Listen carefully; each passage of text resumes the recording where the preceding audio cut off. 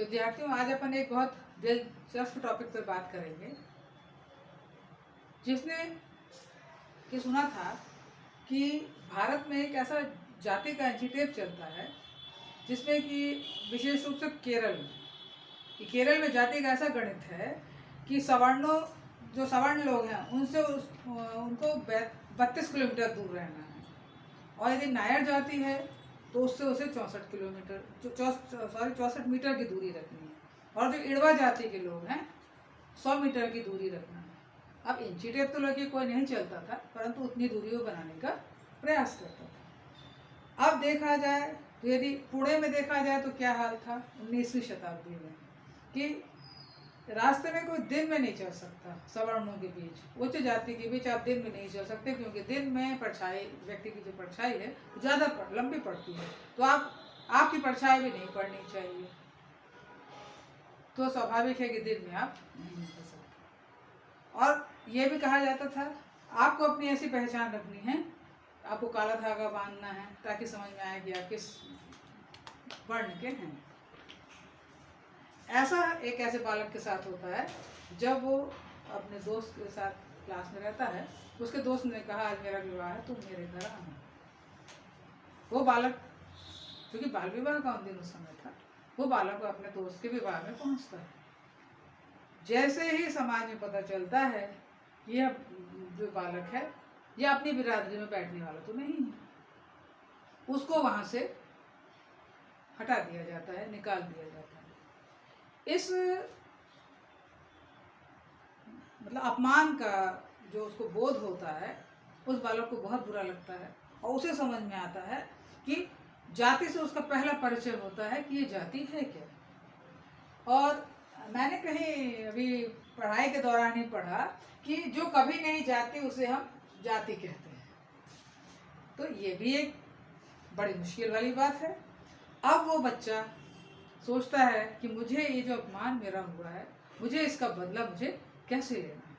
उसने सोचा इसका बदला मैं सिर्फ शिक्षा और सिर्फ शिक्षा के माध्यम से ले सकता हूँ। आपकी जिज्ञासा को शांत करते हुए मैं बताना चाहूँगी, बच्चों आज अपन पढ़ेंगे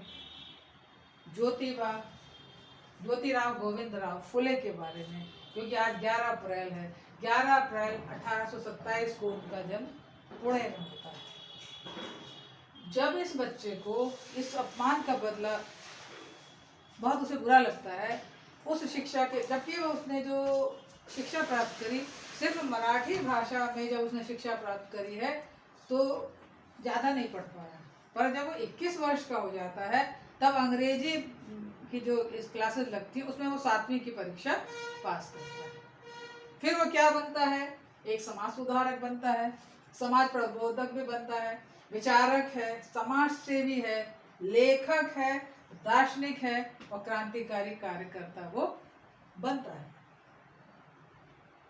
उनका भी विवाह बहुत जल्दी हो जाता है। 1827 में जन्म लेने वाले इस बालक का जो विवाह है 13 वर्ष की उम्र में ही हो जाता है, 1840 में।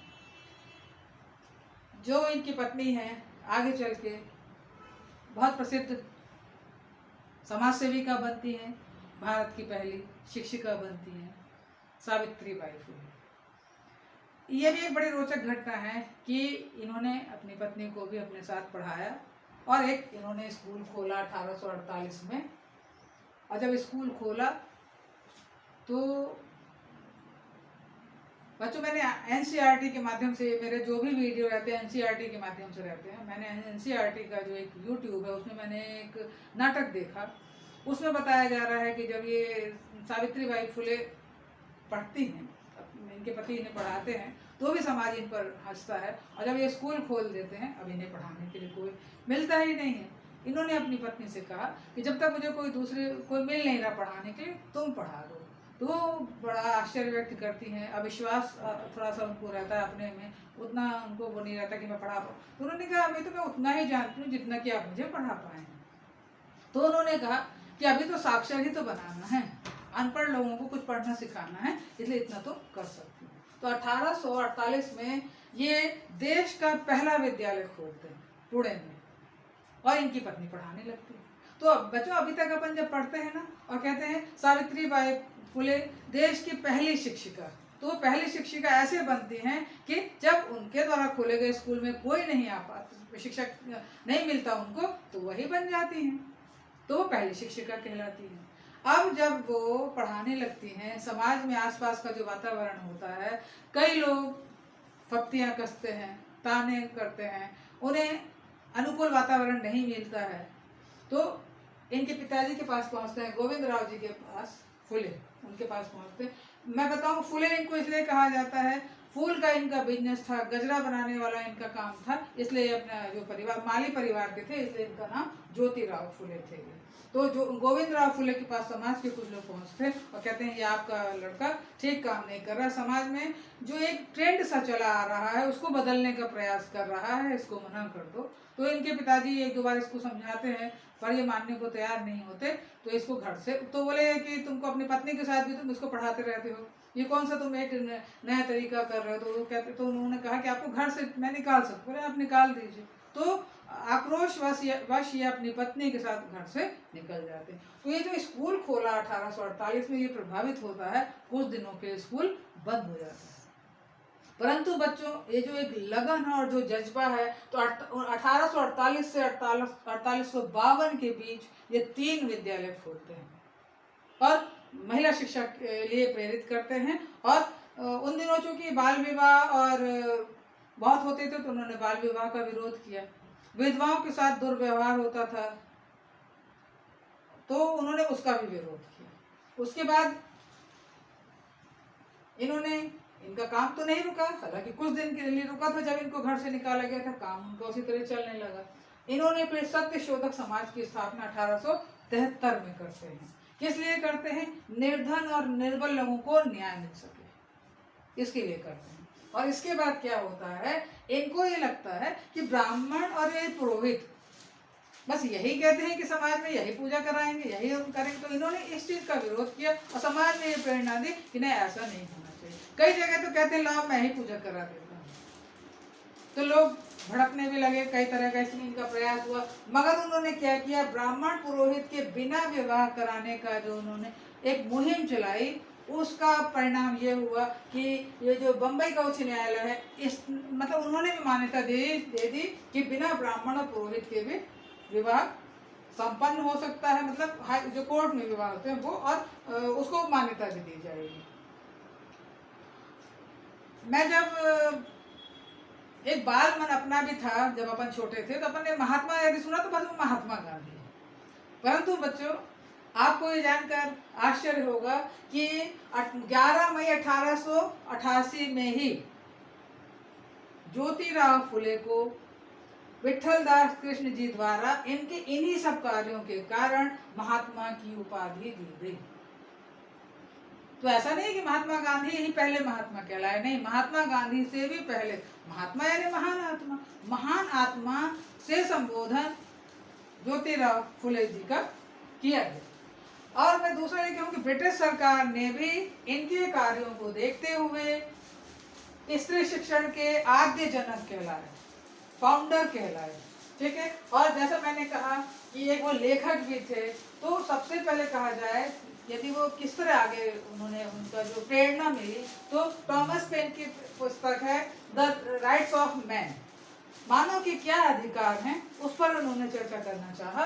तो उन्होंने जब गुलामगिरी नाम की पुस्तक लिखी, तो जैसा कि इसके नाम से स्पष्ट है, गुलामगिरी, दास्ता, गुलामी, तो जब उन्होंने ये पुस्तक लिखी तो उसी समय अमेरिका दास्ता से मुक्त हुआ था, इसलिए उन्होंने अपने ये जो किताब है 1862 में जो अमेरिकी दास्ता से मुक्त हुआ था, उन्हीं गुलामों को समर्पित करके उन्होंने ये वाली किताब लिखी है।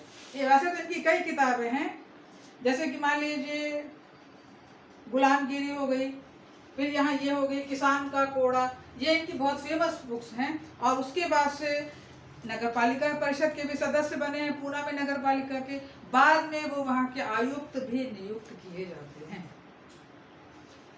और 28 नवंबर 1890 को इनकी मृत्यु हो जाती है। परंतु यदि देखा जाए, उस जमाने में उनको ऐसा लगा कि लड़कियों और लड़कियों में भेद होता है, नर और नारी में भेद होता है, उस भेद को दूर करना है। और उस भेद को दूर करने का एक जो भी शस्त्र है, अस्त्र है, वो शिक्षा ही हो सकती है। तो शिक्षा के माध्यम से देश में अलग जगाना और उसकी शुरुआत घर से ही करना। अपनी पत्नी को बिल्कुल अपने कंधे से कंधा मिला करके उनके लिए और देश के विकास के लिए उन्होंने ये काम करना शुरू किया।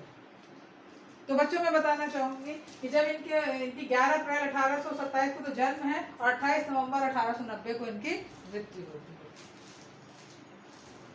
और यदि आप इसको आगे यदि देखना चाहेंगे, अब अपने मेरा जो अगला वीडियो होगा 14 अप्रैल का होगा, भीमराव अंबेडकर जी पर होगा, जहाँ इनकी मृत्यु 1890 में होती है। और जिस महान आत्मा की मैं बात कर रही हूँ 1891 में उनका जन्म होता है। और मैंने ये वीडियो इसलिए भी लेकर आई ज्योतिबा फुले का कि अपन को अंबेडकर जी पे बहुत सारे प्रश्न बनते हैं। तो अंबेडकर जी की बेसिक चीजें यदि अपन को देखना होगा तो अपन को ज्योतिबा फुले को जरूर पढ़ना होगा, क्योंकि महात्मा उन्होंने भीमराव अंबेडकर जी ने गौतम बुद्ध, कबीर और ज्योतिबा फुले, इन तीनों की जो मतलब उनके फॉलोअर थे। वो तो फॉलोअर बच्चों आप ये मत समझ लीजिएगा जैसे आजकल ये जो सोशल मीडिया के फॉलोअर होते हैं, बिल्कुल वैसा मत समझिएगा। उन्होंने अपने जीवन में इन तीनों महापुरुषों को अपने जीवन में उतारा और मतलब देश को आगे बढ़ाया। और संविधान और अन्य चीजें अपन देखते हैं कि आगे आती हैं। तो मेरा ये वीडियो लाने का उद्देश्य ये था ताकि आप डॉक्टर भीमराव अंबेडकर के विचारों को बहुत अच्छे से पढ़ सकें। ये वीडियो कैसा लगा जरूर बताइएगा बच्चों। वैसे मैं बहुत कम कहती हूँ कि मेरे वीडियो को लाइक करिए, सब्सक्राइब करिए, पर मुझे भी अच्छा लगेगा, मेरा भी हौसला बढ़ेगा यदि आप ये बता सकें कि ये सब चीज़ें और भी ऐड होनी चाहिए, यहाँ आप और सुधार कर लीजिए। मेरे ज्ञान में भी कमी है, शायद मेरे प्रयास में भी कहीं कमी रहती है। तो मुझे मेरा हौसला बढ़ाने के लिए ज़रूर वीडियो लाइक करिए, सब्सक्राइब करिए। और 14 तारीख का वीडियो में मिलते हैं। बहुत बहुत धन्यवाद।